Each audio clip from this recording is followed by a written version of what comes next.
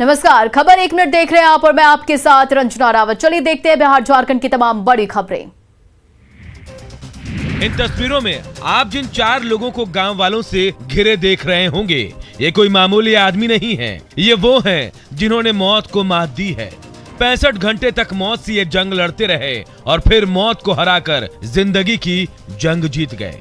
बोकारो के पर्वतपुर कोलियरी में चाल धंसने के बाद 4 मजदूर पिछले 65 घंटे से फंसे हुए थे। रेस्क्यू के लिए एनडीआरएफ को बुलाया गया था। परिवार वाले इनके जिंदा बाहर आने की उम्मीद भी छोड़ चुके थे, लेकिन इसी बीच तड़के करीब 4 बजे ये चारों अपने दम पर चाल से पत्थर हटाते हटाते बाहर आ गए। अब लोग इसे चमत्कार मान रहे हैं। सब हैरान हैं कि जिस चाल के धंसने के बाद अंदर घुसना भी मुमकिन नहीं लग रहा था, उस चाल के अंदर इन चारों ने अपने दम पर 65 घंटे से भूखे प्यासे रहकर एक एक पत्थर को हटाया और अपने लिए जिंदगी की रोशनी तलाश ली।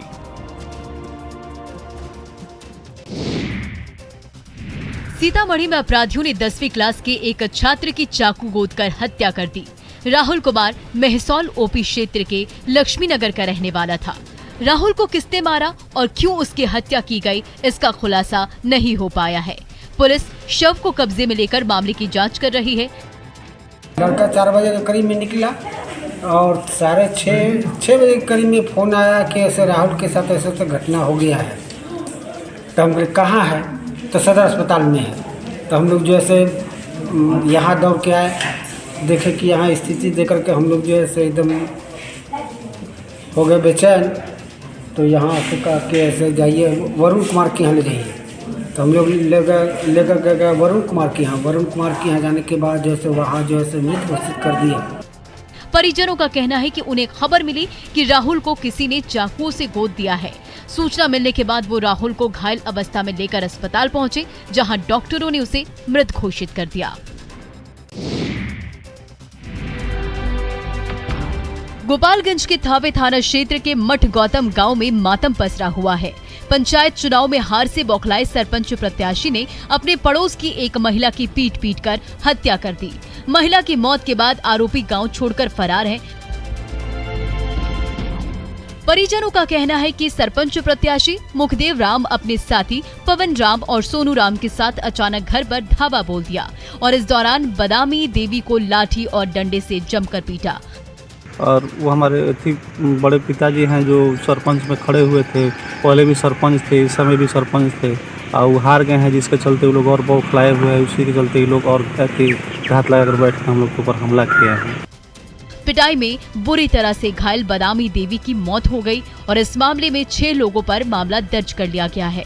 पुलिस इस मामले की जांच कर रही है और अभी तक किसी की गिरफ्तारी इस पूरे मामले में नहीं हुई है। सीतामढ़ी सदर अस्पताल रोड में नवजात का शव मिला। शव को देखकर लग रहा है कि जन्म के बाद लोक लाज के डर से नवजात को किसी ने सड़क पर फेंक दिया। मासूम के शव पर एक सामाजिक कार्यकर्ता की नजर पड़ी। इस सामाजिक कार्यकर्ता ने कई अधिकारियों के दरवाजे खटखटाए, लेकिन किसी ने इनकी नहीं सुनी। बाद में इस सामाजिक कार्यकर्ता ने शव का अंतिम संस्कार किया। सामाजिक कार्यकर्ता का कहना है कि कोई पहला मामला नहीं है, पहले भी 2 नवजात के शवों का ये अंतिम संस्कार कर चुके हैं। एक जांच घर उसी के बारे में बच्चा फेंका पड़ा था। सो हमको फोन बना। इससे पहले भी ये पहली घटना नहीं है जो मैं बच्चे को उठा रहा हूँ, ये तीसरी घटना है जो मैं अपने हाथ से मरे हुए बच्चे को उठा रहा हूँ। इससे पहले अनवांटेड बेबी था। बताया जा रहा है कि लोग लोक लाज के डर से जन्म के बाद नाजायज औलाद को सड़क पर फेंककर भाग जाते हैं। प्रशासन भी ऐसे लोगों की पड़ताल नहीं करता।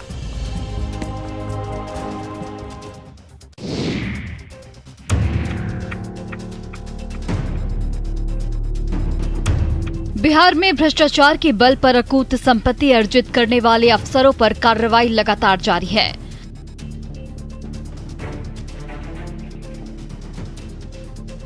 रोहतास के भू अर्जन पदाधिकारी राजेश कुमार गुप्ता की संपत्ति पिछले दिनों निगरानी विभाग ने खंगाली थी।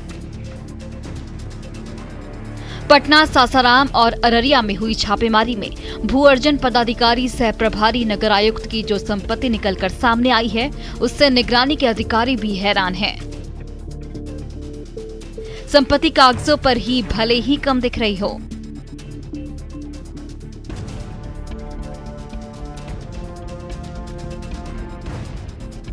लेकिन उसका बाजार मूल्य 50 करोड़ के करीब तक पहुंच गया है।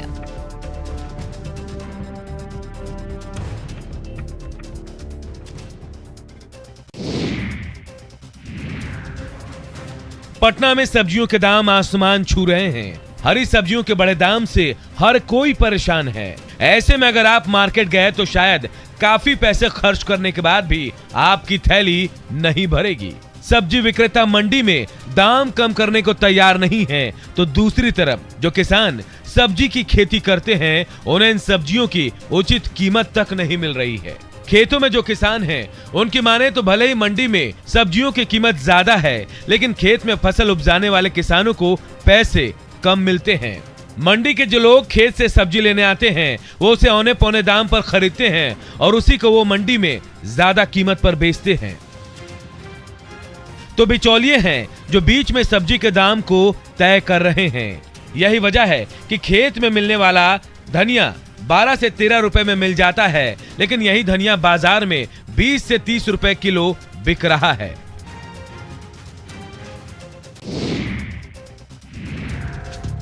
गिरिडीह में जमुआ प्रखंड के एफसीआई गोदाम में भारी मात्रा में गेहूं सड़ रहा है। इसके अलावा यहां पर रखे सैकड़ों बोरा नमक और चीनी भी बर्बाद हो रहा है। गोदाम में रखे नमक और चीनी के बोरे पर धूल की मोटी मोटी परत जमी दिख रही है। साथ ही बोरे में रखी चीनी और नमक भी बर्बाद हो रही है और इन सभी की वजह है वितरण में अनियमितता। बताया जा रहा है कि पिछले 4 महीने से नमक और चीनी का वितरण नहीं किया गया है, जबकि हर महीने बांटना अनिवार्य है। तो जो गेहूं सड़ रहा है ये क्यों सड़ रहा है? आपको लग रहा है, ठीक है? तो कैमरे में कैमरा झूठ नहीं बोलता है। कितना सड़ा हुआ है, इतना साफ उठाइएगा, बता दीजिएगा सड़ा हुआ है। तो पूरा मेरा गोदाम आप देख लिए, अब फिर आप लाभुकों की लाख शिकायत के बाद भी भ्रष्ट पीडीएस डीलर और अधिकारियों पर कोई कार्रवाई नहीं हो रही है।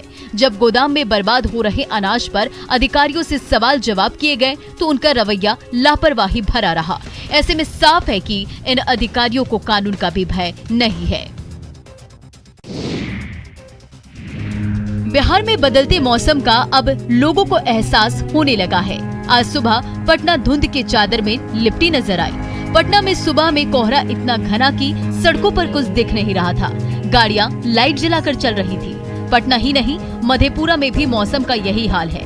ठंड के कारण लोग घरों से काम के लिए बाहर निकल रहे हैं। सड़कों पर सन्नाटा है। सुबह के समय कम लोग ही बाहर निकल रहे हैं।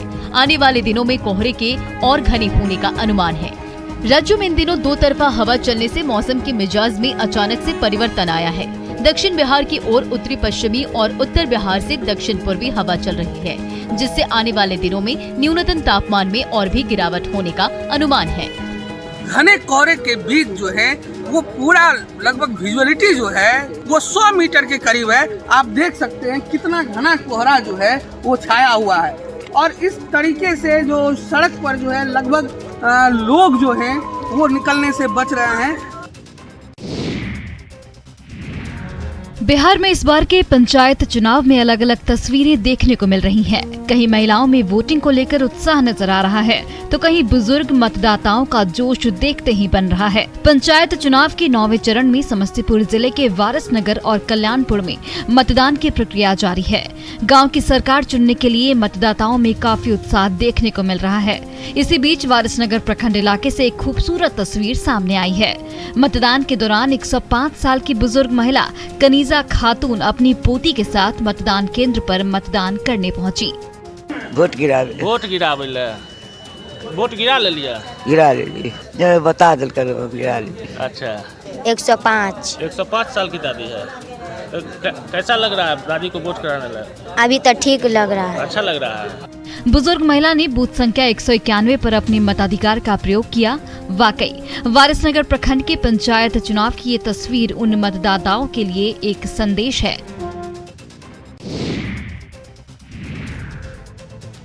स्वच्छता रैंकिंग में 8 पायदान फिसल कर 38वें स्थान पर पहुंचने वाली रांची में एक बार फिर कचरे का अंबार नजर आ रहा है। रांची के सभी मुख्य मार्ग, अपर बाजार समेत गली मोहल्ले में पिछले कुछ दिनों से कचरे का उठाव नहीं हो पाया।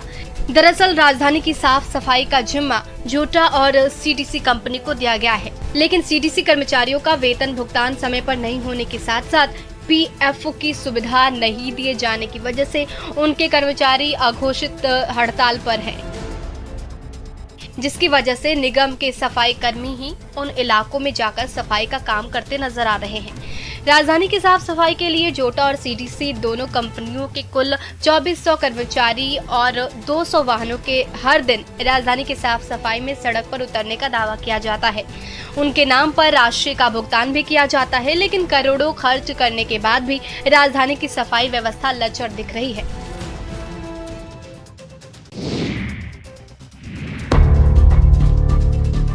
कटिहार में एक महिला के साथ धर्मांतरण का मामला सामने आया है।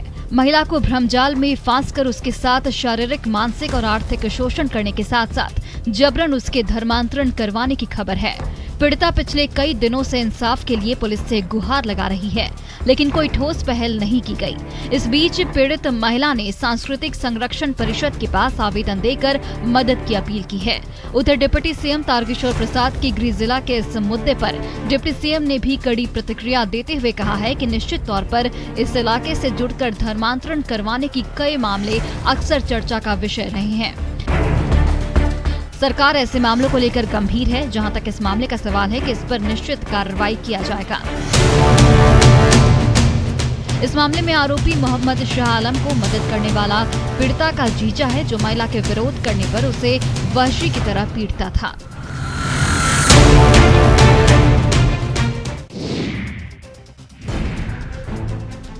कोरोना के नए वेरिएंट ओमिक्रॉन ने विश्व भर के देशों की चिंता बढ़ा दी है। नए वेरिएंट के खतरे को देखते हुए पीएम मोदी ने शनिवार को अधिकारियों के साथ उच्च स्तरीय बैठक की। इस बैठक में पीएम मोदी ने हालात की समीक्षा की और नए खतरे का सामना करने के लिए अधिकारियों को कई निर्देश दिए। कोरोना के बदलते रूप के बीच अब बिहार में भी सतर्क होने की जरूरत है। बिहार में फिलहाल 38 मरीज कोरोना से संक्रमित है, जिसमें से 25 मरीज पटना के हैं। वहीं त्योहारों में विदेश से लौटे 281 लोगों की सूची केंद्र ने बिहार सरकार को सौंपी है, जिसमें स्वास्थ्य विभाग के एक अधिकारी भी शामिल है।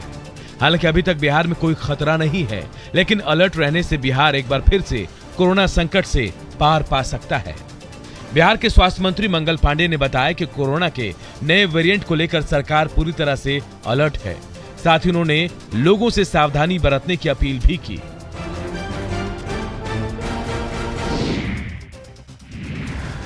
रविवार को पटना में corona vaccine lucky draw coupon का ऐलान हो गया।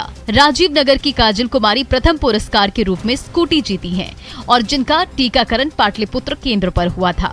साथ ही दूसरा डोज लेने वाले 119 लोगों को पुरस्कार दिया गया। पटना डीएम चंद्रशेखर सिंह ने पुरस्कार के लिए लकी ड्रॉ निकाला।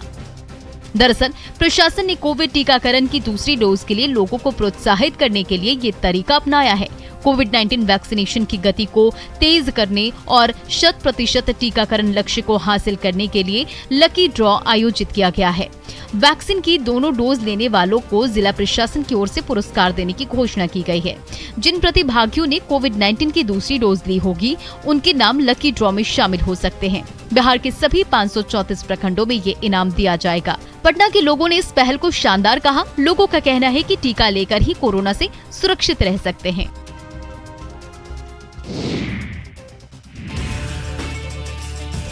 अररिया की बेटी जागृति ने बिहार का नाम रोशन किया है।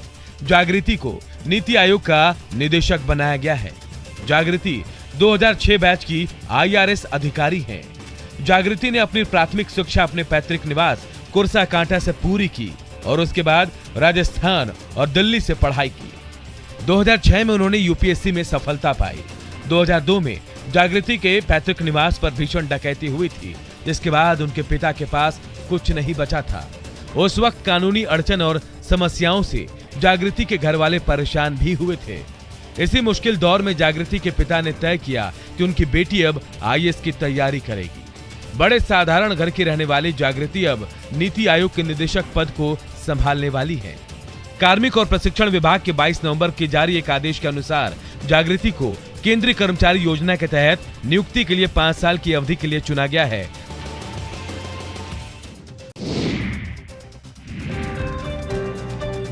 अरुणाचल प्रदेश को देश में सूरज की पहली किरण निकलने वाले राज्य के रूप में जाना जाता है, लेकिन आज ये प्रदेश उम्मीद की किरण दे रहा है। उन लाखों युवाओं में उम्मीद जगा रहा है जो सरकारी नौकरी की परीक्षा देने के बाद कई सालों तक रिजल्ट का इंतजार करते हैं, क्योंकि Arunachal Pradesh staff selection board ने एक ही दिन में परीक्षा लेकर उसी दिन उसका फाइनल परिणाम भी घोषित कर दिया। सुबह को जो युवा बेरोजगार बनकर परीक्षा में बैठे थे, शाम ढलते ही वो सरकारी कर्मचारी बन गए।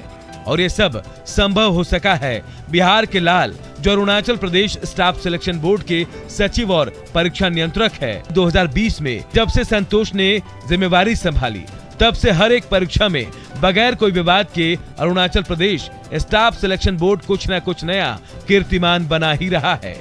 वहीं ट्रांसपेरेंसी के मामले में भी अरुणाचल का यह कर्मचारी चयन बोर्ड है देश में नंबर 1।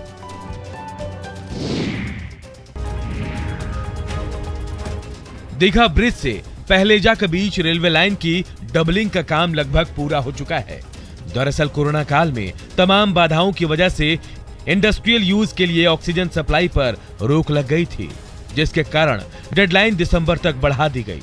पाटलिपुत्र से बन रही पहलेजा डबल रेल लाइन अगले महीने तैयार हो जाएगी।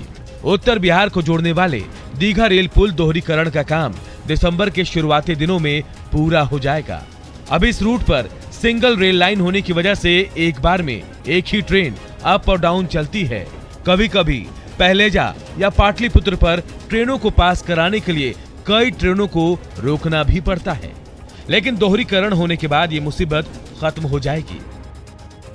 135 करोड़ की लागत से पूरा होने वाला दीघा रेलवे लाइन दोहरीकरण का काम अब अपने अंतिम चरण में है।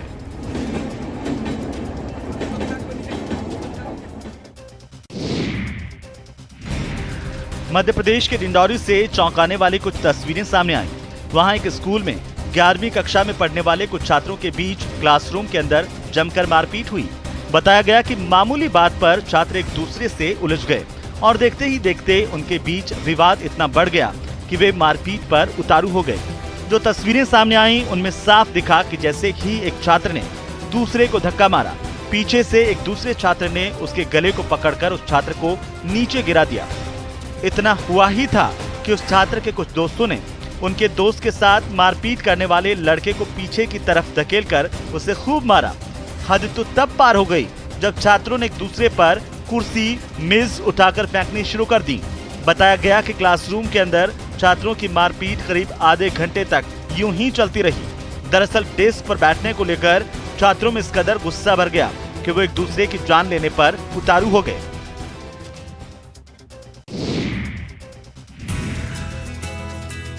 सिवान में युवा टोली बनाकर जरूरतमंदों को मदद करने में लगे हैं।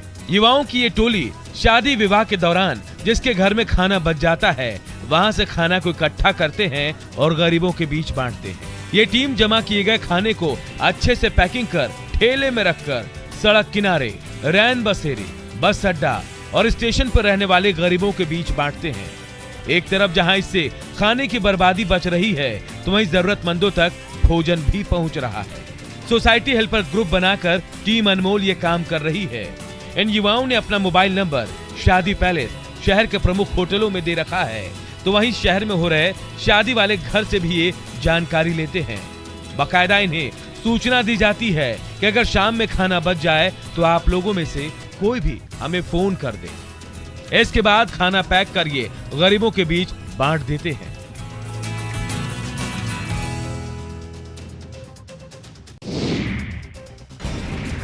उत्तर प्रदेश के प्रतापगढ़ से एक चौंकाने वाला मामला सामने आया है। वहां पर एक शादी के बाद जब विदाई की बारी आई तो सारे लोगों के होश उड़ गए। दुल्हन की विदाई के लिए उसके घर वालों ने एक हेलीकॉप्टर को सजाकर तैयार किया हुआ था, जो बैंड बाजे के साथ दुल्हा और दुल्हन के पहुंचते ही आसमान से नीचे उतरा। बताया गया कि दुल्हन के पिता ने इसका खास इंतजाम किया था, जिसकी जानकारी ना तो परिवार में से किसी को थी और ना ही दुल्हा दुल्हन को। डेफिनेटली एक सरप्राइज के रूप में इसको दिखाया हम लोगों के सामने। अनोखे तरीके से होने वाली विदाई को देखने के लिए वहाँ लोगों की भीड़ इकट्ठा हो गई। परिवार के लोगों ने भी इस मौके पर हेलीकॉप्टर के साथ तस्वीरें खिंचवाई। हमारे देश में शादियों को यादगार बनाने के लिए कोई कसर नहीं छोड़ी जाती। कोई शादी की अलग जगह तय करता है तो कोई अनोखा तरीका। प्रतापगढ़ में हुई लड़की की विदाई भी ऐसी ही एक कोशिश का नतीजा थी, जहां एक पिता ने अपनी बेटी को हेलीकॉप्टर में ससुराल भेजकर जिंदगी भर के लिए उसकी शादी को यादगार बना दिया। और बड़ी खबर आपको बता दें, कृषि कानून वापसी का बिल लोकसभा में, कृषि कानून वापसी का बिल पास। तो ये बड़ी खबर, भारी हंगामे के बीच कृषि कानून वापसी का बिल पास हुआ। लोकसभा में कृषि कानून वापसी का बिल पास और भारी हंगामे के बीच कृषि कानून वापसी का बिल पास। आज राज्यसभा में भी पेश हो सकता है बिल। तो देखिए, ये बड़ी खबर आपको बता रहे हैं, जहां भारी हंगामे के बीच लोकसभा में कृषि कानून वापसी का बिल पास हो चुका है और आपको बता दें कि आज राज्यसभा में भी पेश हो सकता है बिल।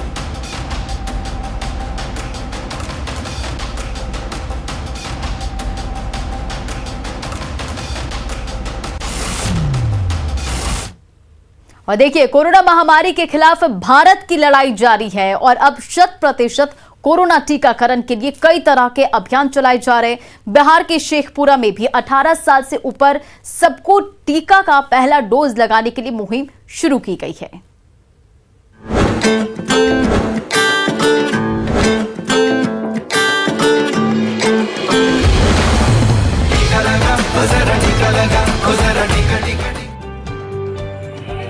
बिहार के शेखपुरा में ये हरी झंडी स्वास्थ्य कर्मियों की गाड़ियों को दिखाई जा रही है। स्वास्थ्य कर्मियों की ये टीम शेखपुरा जिले के हर गांव तक पहुंचेगी और लोगों को कोरोना टीका के लिए जागरूक कर टीका भी लगाएगी। जगह छूटे हुए हों उसको पूरा करने के लिए कल फिर हम लोग कुछ जगह पे लगाएंगे जहां हमें लगता है कि छूटा हुआ है।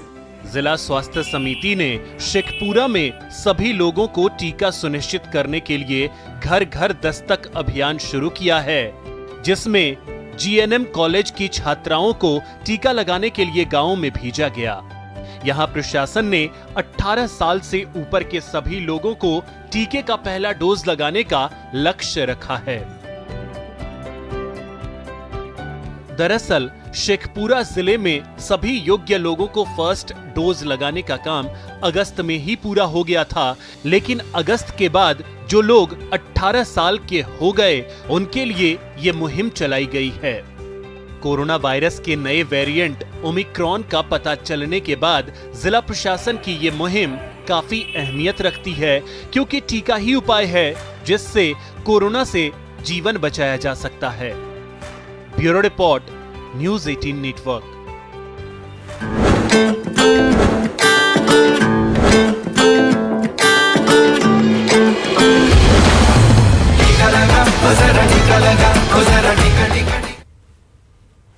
और फिलहाल इस बुलेटिन में इतना ही। बने रहा आप न्यूज़ 18 बिहार झारखंड के साथ।